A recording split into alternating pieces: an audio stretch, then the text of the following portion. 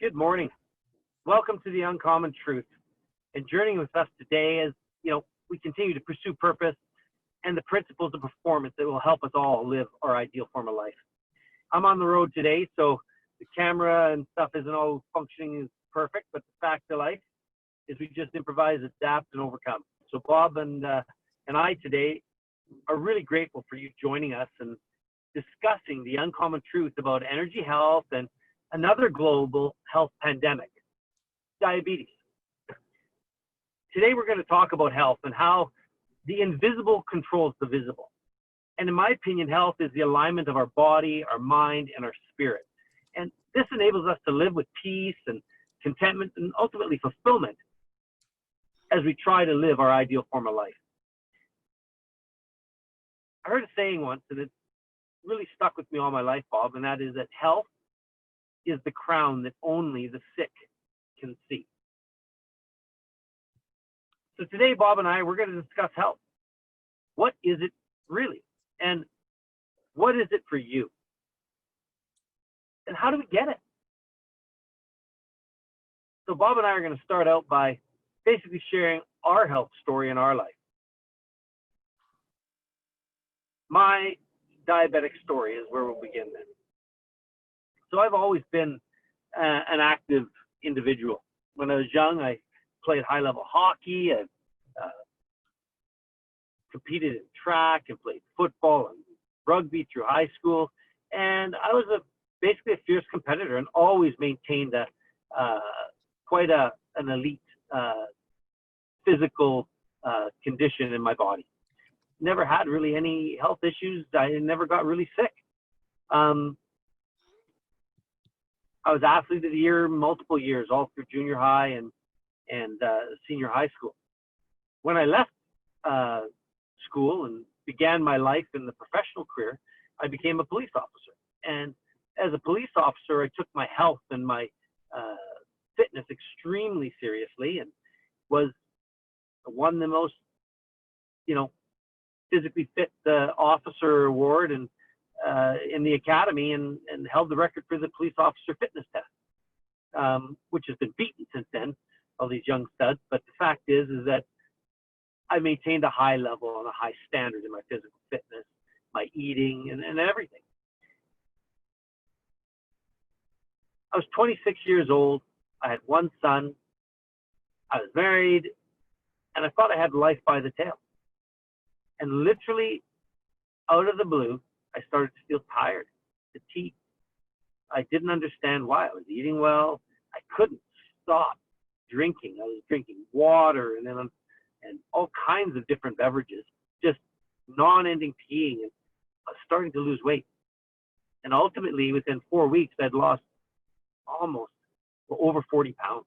I went from 190 pounds and about 8% body fat to just under 150 pounds in less than a month. I was tested for everything. I'd been overseas in Asia and they thought it was some itis, some type of a bug. And they were testing me for that. And as a police officer, 6 months previously, I'd had a full physical workup and I'd taken a series of vaccines. Within 6 months of all of that, I was diagnosed with type 1 diabetes. And what I was told by my doctors is that, Heath, it happens to everybody. If you're in high stress environment and there's a trigger, that trigger basically created what's called an autoimmune deficiency. And I had an autoimmune disorder which attacked my white blood cells, grew up. Too many of them, and they attacked my own pancreas, and the islet cells were killed, and I ended up with type 1 diabetes. And I've been a diabetic now since I was 26. So what is that now? I'm 51. So that's basically 25 years of diabetes, and it's been an interesting adventure to learn how to deal with this condition. Well, they actually call it a disability. I don't like that. I don't like being labeled or being told I can't do anything. It's been an interesting journey, though. I went through anger. I went through frustration. I did everything right. Why me? And on it went. Well, health affects us body. It affects our mind, and it affects our spirit. And it basically almost broke me. I had a year it took to get back into healthy condition. I could get back to work and just learning to live with the condition and manage my sugars so that I wasn't a risk to myself or to others. And basically from this condition, I realized that the type of lifestyle I was living as a police officer with shift work, with what I would consider healthy eating, really wasn't that healthy eating because it was sporadic, and the overall lifestyle was not the best or conducive to a stable health and management of my body. So I made a choice to leave it and go into business. Well, managing diabetes, period, whether you're a police officer, a businessman, a teacher, a stay-at-home mom, is really starts in our mindset. And my mindset wasn't great. I was more of a victim. I'd blame my performance on my diabetes in any form of habit that I was doing. And I was still quite high functioning, but underlying in my mindset was this victim mindset. And it led to me actually gaining a lot of weight. And for me, I really struggled with that. And I got up to as high as 225 pounds. And again, I started to make excuses. I'm on planes, I'm traveling all around the world doing business. And Bob, you were with me on a lot of those international trips and doing different things. And most people would say I was in good shape because I was always been quite stocky. But in essence, I was killing myself, right? With not managing my condition well. So I came to a place where I had to realize that I had to take accountability and start to step up and over the line instead of being a victim and just blaming the condition or whatever it was that was going in my mind. I can't even remember now because I've changed my mindset so much about it and taking control of my health. But what I really want to talk today is that statement that I said earlier, that health is a crown that only the sick can see, made me really realize how much I envy people that were able to just do whatever they wanted and their bodies seemed to just function and they got the results that they wanted. But I came to an awareness that that was a lie. That all of us, and I had made a choice in my life by choosing the career I did, the lifestyle, the things that I did, the way I dealt with my stress. I was accountable for where I was at. I chose to take the vaccine. I chose to eat the way I did. I chose to go without sleep. I chose to do so many different things that I had to step up and really realize that if I wanted to be healthy, if I wanted to live my ideal form of life, I had to choose it. So today, I live a completely different lifestyle. And every day I'm striving to live my ideal form of life.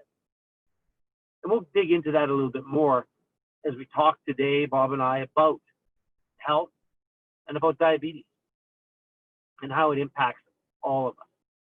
But first, Bob, I'd like you to share your story and your health journey that you've been through. So if you could share with me and the viewers, what's your thoughts on this whole health, diabetes, and what your journey has been? My story is a very typical Canadian story, and it goes a pound a year. That's the end of my story. A pound a year. 40 years later, 40 extra pounds. Thank goodness it wasn't 2 pounds a year. Oh my goodness. You know what, Bob, though? You've been always so athletic and such a high performance in your life. Share with us the story of, what your overall experience has been in dealing with health, and what were the things that made you have better health and the things that made you add that pound a year. Yeah. I think that when I was a young man, I was just so oriented towards business and family, and I had no education in nutrition or portions of food or exercise. I really had nothing. But that was back quite a while ago. There's so much more information that's available, but I wonder how many people actually have the correct information, Heath. And so we need to talk about that too. There's so much knowledge in the world. Just read that the knowledge in the world is doubling every 4 months. I don't know if that's a true fact or not, because that's just more data that's being created in the world. Used to be 18 months, but maybe it's every 6 months now. So even though there's lots of information about nutrition and portion size and exercise, maybe people aren't getting that. I certainly didn't have that when I was growing up. And so I had to learn that as I went through that. So as the weight gain happened, it impacted, your family goals, your time with the children, time with the wife, time as an athlete as well. And so you set very specific goals towards specific things that everything changed. So that's that one simple task of having a picture in your head that you wanted to produce. Let's say I was playing hockey. I wanted to be a good hockey player, an athlete, let's say. That I worked very hard at that. I found time to run. I found time to go to the gym. I found time to take way more care on what I was eating. But back then, your metabolism is running pretty high, right? In your 20s, in your 30s. So by the time you hit your 40s and 50s, that's a different thing altogether.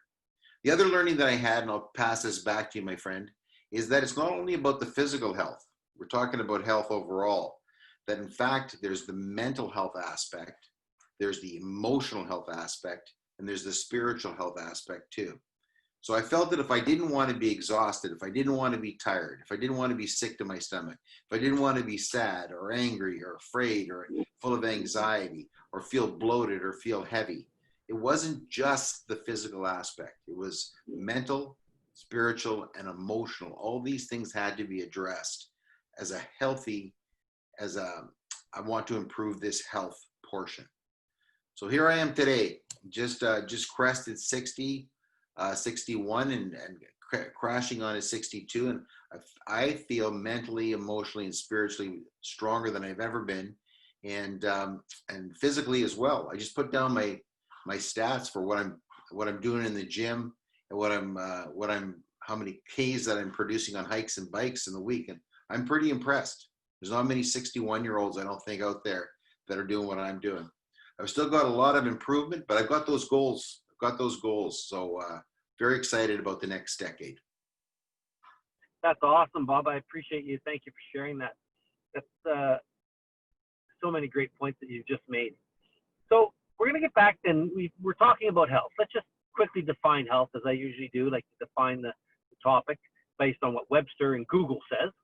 So health, according to Webster Dictionary and to Google, health is a state of physical, mental, and social well-being in which disease and infirmity are absent.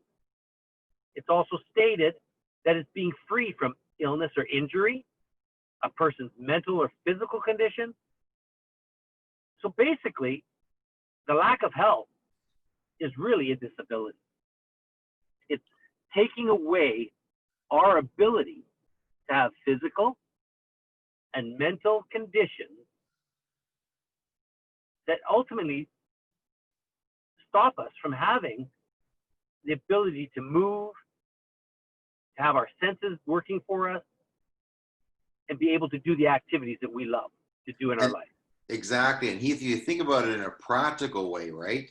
That inability really impacts us on our roles in life.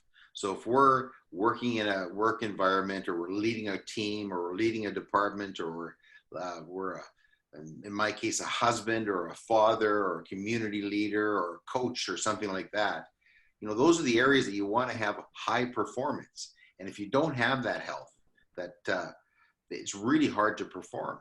You feel exhausted, you feel tired, you don't have the energy to prepare, you don't have the energy to produce at the times you want to produce. So health's so important practically in our lives. 100%. 100%. So something that I'd like to do is I'm just going to share something that's really on my heart, and that is about diabetes. I'm a type 1 diabetic, and I have been doing a ton of research, as you know, Bob, on how do we actually help people live their ideal form of life, and it all comes back to health and the integration and management of our energy, because energy is everything. That's our physical, mental, emotional, environmental, and social energy and health. So it just hit me. What is the main thing that's really affecting more of us than any of us actually realize? It's the condition I live with. It's diabetes. Well, diabetes is a true pandemic. And it's a real global issue for health. So I'm just going to share a bunch of stats. And it's quite staggering. Diabetes is a health pandemic. And it's an invisible disability that affects 1 in 3 Canadians. Actually, North Americans. There are currently an estimated 11 million diabetics in Canada. That's type 1, type 2, or pre-diabetics. There's over 100 million Americans that are suffering with diabetes. And 46% of these are undiagnosed, but are living with serious health conditions. 90% of diabetes is reversible. It's through our choices. And that's what you were just talking about. How do we live our ideal form of life? How do we be the leader, the father, the mother, the athlete, anything that you want to do in life if you don't have health? And Heath, just to build on that. So we were talking about that, those stats, 11 million Canadians, 100 million Americans. That's, those are fascinating figures. You read the headlines, right? Or you listen to the news, and it's constantly coming up about how people are depressed, how people are full of anxiety, how people are sad, how people don't have any energy, how people are, et cetera, et cetera, et cetera. And those are the symptoms. Those are the symptoms of pre-diabetes and diabetes, right? It's I feel sad. I have no energy. It's like, oh, drink some more water. People want simple solutions, but to rather complex problems. And I loved your comment about it's all about the energy. So 100 million Americans or more are overweight, let's say. I'm not sure what the stat is there. So people want to, quote, manage their weight. But you can't manage your weight if you don't have any energy, if you don't have a management plan.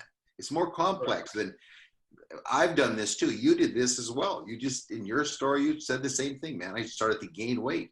And that didn't last a month or two. That lasted years, myself as well, right? And it's like, to get a grip on this, to actually manage your weight, it's more complex than just wanting to lose 20 pounds. Going on the keto diet, right? Go on the keto diet. I mean, the diet, what's that? What's the diet industry worth? 100 billion a year, $400 billion a year in the diet industry, because people are trying desperately to lose weight. It has nothing to do with losing weight. It's all about that management plan. It's all about energy.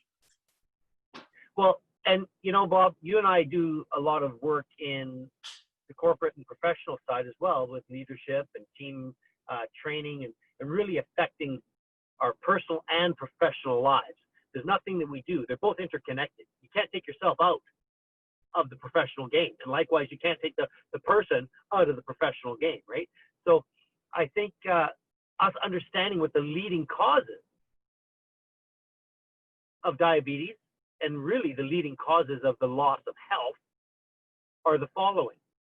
1, inactivity. It's contrary to everyone's belief. If I rest, I'll get more energy. No, inactivity is energy stealer. It's the number one.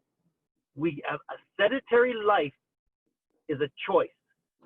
The couch only creates couch potatoes. We need to be active.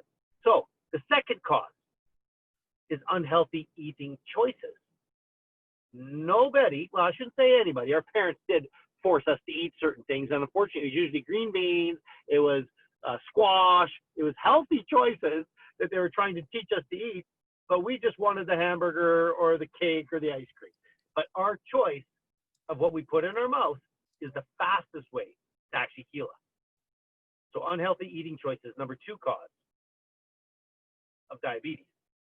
3, it is overweight and obesity. Well, they're caused by the first 2 choices we've made. So if we want to reverse and lose weight and kill obesity, it's getting active and making different eating choices.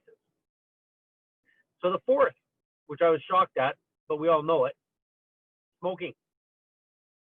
It changes the chemistry in our body and the way our insulin and our blood sugar works, and it will create, and a lot of people say, well, I lose weight when I stop smoking.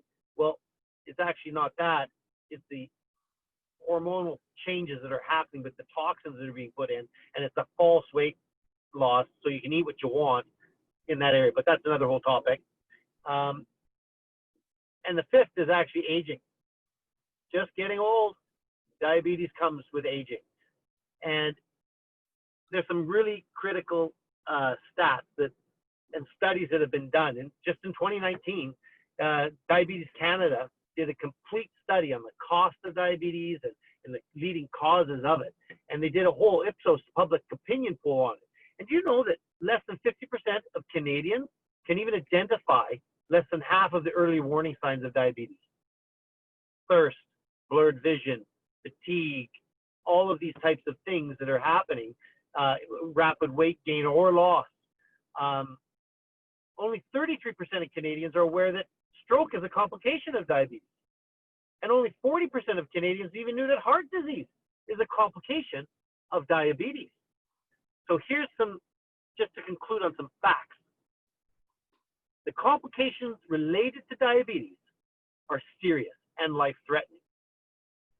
Annually in Canada, people living with diabetes account for 30% of strokes, 40% of heart attacks, 50% of kidney failure and dialysis, and 70% of non-traumatic injury amputations. Yeah. These are serious, serious health issues. And we're not even getting into the fact that it's a staggering number of deaths in old age are ultimately related to our bodies tiring and wearing out, and they become diabetic. Yeah. Because of the fatiguing of our body. You go back to that, one of your first stats there, Heath, about 90% of diabetes is manageable, right? Or is that, did you say manageable or like removable? What was it? So let's talk quickly just about this. There are multiple types of diabetes. Mm-hmm. I am what they call a type 1. I won the lottery and I'm in the 10% category. And that means that I'm insulin dependent. If I don't take insulin, I die. That's type 1. Type 2 is your blood sugars are high, and it can be managed through a combination of medications such as a metformin pill, exercise, diet, and through proper actions taken, you can reduce it and manage it through those courses of action. If you mismanage type 2, then you become type 1. Okay. And you will be dependent on insulin. And then the other types are pre-diabetic, which are their insulin levels and the resistance are at an unhealthy level, and they're en route to type 2 if they're not going to make lifestyle changes or choices. Now, there are what we call temporary diabetes, such as gestational diabetes and other types of disorders that will trigger diabetic symptoms and that can go. But just to keep it simple, we have type 1, insulin dependent. Type 2 is a lifestyle or medication can help the conditions and to live with it. And then pre-diabetic diabetes. And just one last point is before we get into actually talking and discussing health and how we can actually get our health back in quite a simple way. It's not as complicated as people think. Diabetes is complicated, but gaining control over it and over our health so we can live our ideal form of life is not complicated. But as a global pandemic, diabetes fits it. The prevalence of diabetes is that it's estimated that 415 million people are living with diabetes today, globally. And it's estimated to be 1 in 11 of the world's adult population is affected by it. 46% of these people are undiagnosed, and the figure, unfortunately, is expected to grow and rise to 642 million people living with diabetes worldwide by 2040. So, we're in 2020. In 20 years, we're going to have more than a 30% increase. Yeah. That's a scary number. We've been trending that way for 40 or 50 years, right? That's right. So what are we going to do about it? Trending faster and faster and faster. Right. And this all comes back to our health choices. Health is our responsibility. It's an individual journey. Your spouse can't help you. Your children can't help you. The best coaches in the world on nutrition, fitness, mental cannot help you unless you choose to be helped. Yeah. So it's an individual choice. And speaking to that, right? I'll speak from personal experience. It's difficult to make those choices. It seems like an easy choice. I'm going to get fit. I'm going to eat better. I'm going to get active, right? But the truth is that many adults today spend about 11 hours in front of a screen. So already half your day is gone just by sitting. So how do you get active when you have a family, you have responsibilities at work, and you're sitting all day long? And so my point is this, again, speaking from experience, is that you may want to lose weight. You may want to eat better. You may want to be active. Those three critical features or tactics that you would have. But what do you do? Like, what do you do? Where do you start? That's the complicated part, my friend. It's not as, okay, I'm going to eat better. So you have to learn how to shop. You have to learn what's in foods. You have to learn how many calories you can eat in a day. You have to learn about the difference between proteins and carbs and sugars, et cetera, et cetera. It becomes very, very, in my estimation, I'll let you pass this on because you're way better at this than me, it becomes, to the average person that has very little education or very confused information on these things. That's the way I would put it. The confusing information about exercise, confusing information about nutrition, and their confusing lifestyles, all confusing. It's kind of a jumble. It's like, where do I start? What do I do first? Like, I've tried it. And then the bigger stumbling block, Heath, I've tried this before, man. I'm 40 years old. I've been trying for 10 years. I've been trying for 20 years, and I failed. And I don't want to try again. I'm sick of trying. It doesn't work. Well, you know what? I like Edison's comment when he was doing his research and his journey to providing us with the light bulb. People would say, "You failed 1,000 times," and he goes, "No, I didn't. I learned 1,000 different ways of how not to do it. In the end, I found out how to do it. And now we have the light bulb. He changed the world. So all of us, how do we do it? We have to choose to change and to fail forward. There's no such thing as failing if we learn. So we know that we have a pandemic with diabetes.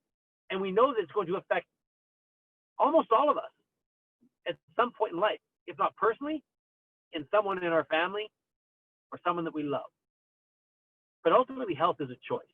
So I'm looking at this as one simple thing, and this is what we're about. It comes back to purpose. And what is the ideal form of life that you want to live? It's a choice to say, I am going to achieve this. It starts with that goal, that outcome that I truly, truly want. Then, that's the first step, is that choice. The most important step is the next one. Why? What is the purpose for making the change? Is it for me? Is it for my spouse? Is it for what? It doesn't matter what it is, but your why has got to be big. You've got to choose something that's going to motivate you to move forward one step at a time. You know, that's why I wore this shirt today. Challenge accepted. Living life is a challenge. And I've decided to accept it and to be my best every day. Right? I'm going to defy the odds. I'm going to be my best. I'm going to step up to grow, to give and get my ideal form of life. So my challenge, and I'm throwing the gauntlet down to all of our audience, let's begin today to really learn about managing our energy and doing the activities. Now that leads us into the discussion of how. So let's just have a brief discussion on what are the pillars of health and what do we need to really address. And we're going to talk about this more and more over the weeks ahead. But what we're really offering is the opportunity to live an uncommon life. Yeah. One of the most important things I think our listeners and our viewers can be encouraged by is that there's a lot of exceptional research out there that actually works and will really, really help. So a bit of information here that's the truth and a bit of information there that's the truth will set you on the right path. The difficult part is finding that uncommon truth about nutrition, finding the uncommon truth about exercise and activity. So I would say reach out to Heath, send him a note, myself, send me a note, and maybe we can point you in the right direction. You may have people around you in your own lives too that are really good at this sort of thing. I would give them a call. If you know some mentors, some people out there today that are really good at nutrition, really good at activity, I'd give them a call and ask them what they're doing. Because people that have done it before, people that know what to do and how to separate the really poor information from the good information is gold. You don't want to start out on the keto diet. You don't want to go down these routes where that will take you to a dead end street at the end of the day. No, I think that's really well said, Bob. I think that what I'm throwing down is the uncommon diabetic. It's the life that all of us should be living, right? It's about addressing the 4 pillars, about reducing our stress and realizing that life is all about stress. It's all about energy management. And how do we deal with our physical, mental, emotional, environmental, and social stresses that are coming, that we're putting our energy into? Well, we also got to identify the fact that, like a battery, you got to recharge it. And that whole point of just learning to breathe, to be able to take moments in your day to slow down and do little micro things that make a big difference in the long run, like charging the phone. It only takes a few moments to get it right back up if you do it at the right intervals, right? The next pillar is we have to hydrate and eat healthy. That's the best way to help deal with the physical side. We're going to deal with all of the physical, the mental, and the emotional aspects in this journey, but you have to fuel the machine. You got to put gas in the car or else it doesn't go anywhere. Let's choose healthy stuff that's going to really power that engine effectively. Put in the 94 octane or or better if we can. Then the third thing is we have to exercise. Stop being sedentary. We got to move the body. Whether we like it or not, that's a pillar that's really critical. And the last one is proper rest and recovery. Those 4 pillars, we can help. So we're going to be creating a program about a high-performance diabetic lifestyle. And I'm just going to share my journey and how I've gone through that, where I've been able to run half marathons. I've been able to achieve, levels in golf and competitive sport that the doctors and people say, well, you can't do that. It's too intense. It's too. How many people have tried to tell you that you're limited, that you can't do it in life? No. We got to change that mindset. I can, I will, and I must. E.T. said that. I love his saying. That's what we're going to do. Eric Thomas, thank you. I can, I will, and I must get my ideal form of life. Together we can. So let's just begin that journey. Accept the challenge. Join us on this journey of getting the health that you want, the lifestyle that you want. Together we can do that.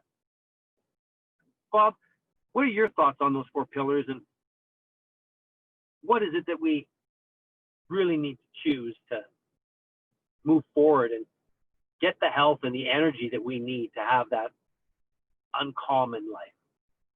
Just a couple of thoughts. One is on just the management of stress. A lot of people have a lot of stress in their lives, financial stress, work stress, relationship stress, et cetera. And then maybe they're not eating properly too, and not physically active. That adds to the stress, right? So not being healthy adds to your stress. It's like a compounding variable. So I'd say that there's a couple of different ways to look at stress. One is that in the negative light, stress is bad, but that's not the truth. Stress has a fantastic role in our lives when we have problems. We have problems. Oh, no, we don't. We have challenges. See, just that simple mindset change to take this problem, turn into challenge, and fix that challenge. Most people tackle the problem, hate dealing with the problem, crush the problem, throw it to the side at some point in time, rather than looking at the problem as a challenge, trying to fix taking on the challenge, and then celebrating the success of that challenge and learning from that challenge. That mindset shift from problems to challenges, from getting rid of it to embracing it and learning from it, is a total stress changer, man. So rather than looking at stress in your life as horrible things that need to be overcome, I look at stresses in my life and say, that's a challenge that I'm going to grow and learn from, and learn some valuable lessons, and take accomplishment and celebrate when it's done. So really important. You supervisors and leaders out there that are dealing with people problems. No, what you're doing is every day you're going there learning new skills, new tactics, new techniques. So those problems should never pop up again. And you'll have the skills and talents and techniques to handle them time and time again. So yeah, that's the stress management piece for sure. It's really just about progress. This isn't a one-stop, quick fix, easy come, easy go. If it's easy at the beginning, it's going to be hard at the end. If it's hard at the beginning, it's going to be easy at the end. And what I've learned is what took me, 40 years to create doesn't change in 3 months. But we can take 3 months, 6 months challenges and move forward and progress. So, Paul, I really want to thank you for this great discussion. And maybe, as we always do, let's try to summarize the uncommon truth about health. And ultimately, in this diabetic discussion, being an uncommon diabetic if you're dealing with diabetes in your life. And I think it starts with accountability for ourselves, that we have the ability to choose health. And that is going to transform our lives, you know, because if you change one thing, you've changed everything. We're not talking about going out and running an ultra marathon like David Goggins on day one. His journey is exactly what we're talking about. It began by setting that goal, knowing why, and then plan, action, moving forward, one step after. He kept putting one foot in front of the other. And that's how he did it with even a broken body. He achieved amazing things. Well, guess what? That's what I'm doing. That's what Bob's doing. That's what I'm challenging you to do with us. So let's just summarize this, Will. What are we going to choose? What I'm choosing and what I'm challenging you to choose with me is being active. Let's kill the sedentary life. Let's get up off the couch and begin with a walk. And if you're walking, let's start to run. Let's be healthy and heal ourselves through our eating choices. If you drink pop, stop. That's a simple analogy. But let's put good stuff in. And we'll talk about diet. We're going to talk about healthy choices, right? Who would ever think that me, a type 1 diabetic, would be able to do intermittent fasting? 16 hours, right? Without eating. Just water, some lemon water, a little bit of celery juice, things like that, and still working out even during that. These are things that I'm learning and I'm wanting to share and help so that we can grow together. Definitely got to stop smoking if you are. And how are we going to slow aging? By reducing stress and having great energy and health management. We're going to reduce our weight. We're going to kill obesity. It's not done with a quick fix. 30 days, you're going to shed a pound a week. We got to do it in a healthy way. We don't want to create unhealthy in this chase of healthy. So that's my encouragement, is that we would choose to be active, to eat well, reduce our stress, reduce our weight, and create those healthy energy, health management rituals that start with the first step, with our choice. So let's accept and embrace where we are. Let's set goals and define our reason why we want to get there, and realize that we're all unique. We're all unique, and that we can be uncommon. We can be uncommon diabetics. We can live healthy lives and ultimately have our ideal form of life. One choice at a time. Together, we can. Together, we will. Together, we must. Any final closing comments, Bob?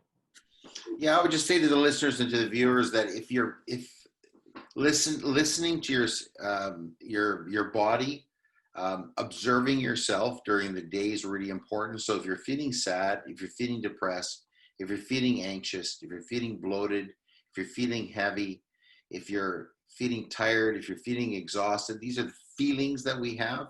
Your stomach's upset. There's many things that happen to us during the day. There's probably a health-based reason for that. And it's either going to be physical health, it's going to be emotional health, it's going to be spiritual health, or it's going to be mental health, right? So that's what we want in life. In order to live your ideal life, you have to have those things in balance. You have to be good at managing those things. So if you're feeling a little bit unhealthy, there's things you can do. So reach out, talk to somebody, give us a call, or contact us at theuncommontruth.life, theuncommontruth.life, and would love to point you in the right direction if we can. Well, Bob, well said. And, I'm excited because we've got a whole bunch of programs that are coming out in the near future here. We're just putting final touches on them that are going to deal with both personal and professional aspects of leadership, of teamwork, and how together everyone achieves more. And ultimately, how can we live an uncommon form of life? How do we live as uncommon diabetics, or a life of uncommon health? So these are the things that are coming out soon from The Uncommon Truth. And as Bob just said, check us out at www.theuncommontruth.life, or search for us on YouTube, Facebook, and all the podcast apps under The Uncommon Truth. Until next time, God bless.